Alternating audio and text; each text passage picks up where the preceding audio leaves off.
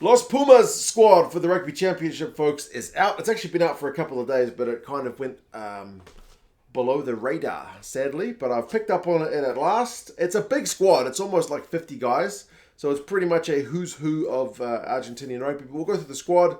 You guys can let us know your thoughts on how these guys might go in the Rugby Championship and potentially at the World Cup later in the year. But it has been harder for those of us, at least in this part of the world, to keep an eye on the Argentinian guys, given how spread out they are around the world. I watched the first half of the Premiership season, and there's a bunch of guys playing for clubs like London Irish, at least before they went under, for Gloucester, for Newcastle. So I've seen a few of these guys, and a few of them playing for their French clubs.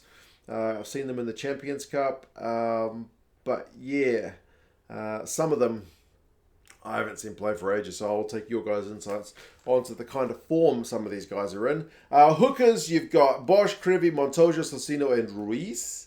Montoya is captain, and he's a guy who plays a heap of minutes, but then you've got the experienced guy, not that Montoya's not experienced with 85 caps, but you've got Crevi, who's only 3 caps away from 100. He's 38 years old, still younger than me, but he's still playing. And I had seen him play, scoring tries from the back of that London Irish maul, and he was seemingly, he's not taking a step backwards. So, yeah, it may be those two guys. I would like to see Ruiz get a bit of game time because he's genuinely the youngest of the lot. All the other guys are either 30 plus or like 29 in the case of Montoya. So, it would be nice to see one of the guys on the younger side at like 22 get a bit of game time. Props, you've got Bejo, Carles, Gajo, Titus Chaparro, Vivas, Medrano, Sclavi, and Sordoni, and Cordella as well. Can't forget about Cordella. One of the issues with the Argentinians, you feel like in the last, I don't know how many years, the scrum's not being quite at the same level as some of the Tier 1 teams. It always looks better when Cordella's playing, but he's 37.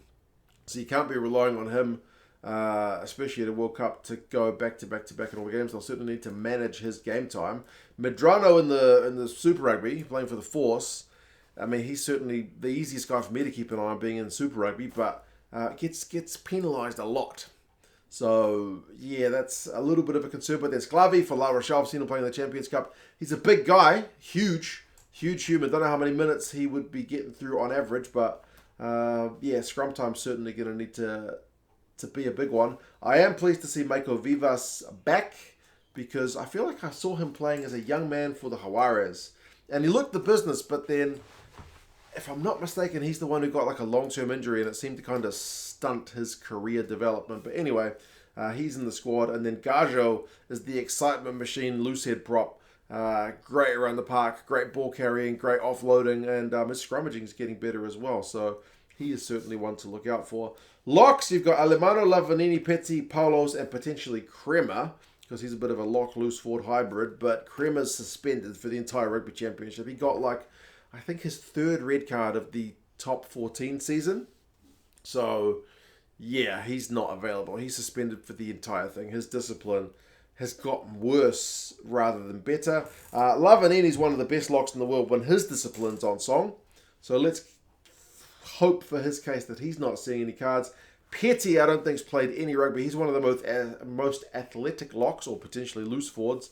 You will see around. I prefer him as a lock, but I think in his club he usually plays on the flank. But I mean, he's not played any rugby for ages. I don't think he's played any rugby at all in 2023.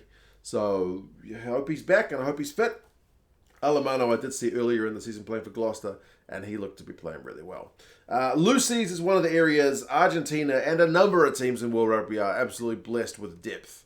I feel like you can take the loose forwards from most of the Tier 1 teams and a bunch of the Tier 2 teams, and you'd have some pretty bloody good back rows, man. So you got the likes of Bruni, who's back in the squad. I was a big fan of Bruni. He had one outstanding year. It might have only been one competition season, maybe one of the COVID years for Rugby Championship. I can't remember, but I thought he was one of the more outstanding loosies in an outstanding Argentinian loose forward trio. But then he's kind of not been able to keep up that same pace. He's certainly been overshadowed by the bigger names likes of a Matera, who's still in the squad, and then Juan Martín Gonzalez last year was unbelievable. He was genuinely one of the best loose forwards in the world.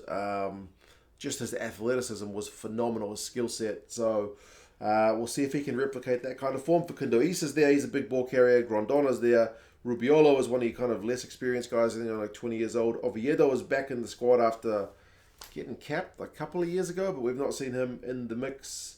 And then, Crema is a loose forward potentially, but not going to play in the Rugby Championship due to a suspension. So you're certainly, you're well stocked in the loose forwards. That is your forward pack for the Argentinians. For backs, you got 4 halfbacks. Velez, Petronu, Kubeli, and Garcia. Velez didn't play, and neither did Garcia at the end of last year. I feel like those guys were injured. They had a lot of injuries at 9 last year, but Bertrano, I think for the Dragons and for Argentina, has been playing pretty well, but it'll be interesting if the experienced Kubeli, the 34-year-old, whether he kind of gets the nod ahead of the other guys. Number 10 is also an interesting one because you got Albornoz, who's only got 3 caps, but I think genuinely is the most kind of all-round 10, has probably been the best of them. But that being said, I haven't seen Sanchez playing in France. He's 34. If they want to go with experience, you certainly go with Sanchez. And then Carreras, who's kind of a utility 10, isn't he? I know he's pretty much been playing exclusively 10 for Argentina, but for Gloucester, he had a good run at 10, but then they'll also chuck him at fullback, they'll chuck him on the wing. So, as I said, a bit of a utility. Personally, I'd like to see Albornoz get a run, like an extended run, but it may be a little bit too much to expect the guy with 3 caps to start running the show. We'll have to wait and see. Midfielders, Chocobares is back, which is great because he missed out last year through injury. You've got Cinti, who I don't feel like has kind of ever stepped up at international level. We'll be happy to be proven wrong. Then you got the experienced guys. You got De La Fuente, you got Orlando, you got Moroni, all these guys into their 30s. One of the kind of few teams last year, Argentina, where the average age of the backs was older than the forwards, and the midfielders was certainly part of that. But those guys are all great players. I love De La Fuente's ability to bring other guys into space. And then you've got one of the 7s guys, Luciano Gonzalez, who I haven't seen play because I don't follow the 7s, but I will certainly take any insights into how he might go in the 15s. And then outside backs, you're blessed with talent again. Boffelli is there. Cancellieri is back. He played really well for Glasgow in most of their games that I saw. They had a good run in the URC for a while. Mateo Carreras had a great run for Newcastle. I want to say end of last year. Was just scoring wonder tries. But then again, found it a little bit harder at international level. Cordero, Delhi, Imhoff is there. And then they got another 7s guy in this guy, Rodrigo Iscuro, who I admit have not seen play as well because 7s. But yeah, whoever you go with, I mean, if you go with Delhi and Boffelli, I think Boffelli is probably going to be one of your starters given the amount of goal kicking he's done, but who partners him in the back 3 will be interesting. And then you got a couple of other guys, more fullbacks. Malia is there, and then Bogado, who's been playing for the Highlanders. He'll be getting a debut if he gets a cap, but he's only played like, I think 4 games, and he was usually out on the right wing. So we'll see if he's able to get any game time. The only guys I could really think of like who didn't get picked is like Domingo Miotti, but since leaving the Western Force, he's not really gotten a lot of game time at Glasgow Warriors, so I can kind of understand that. I would have probably gone with the 3 that they've picked ahead of him as well, which is a bit disappointing because I feel like for a while it looked like he was going to be the next big thing, but it's never really worked out.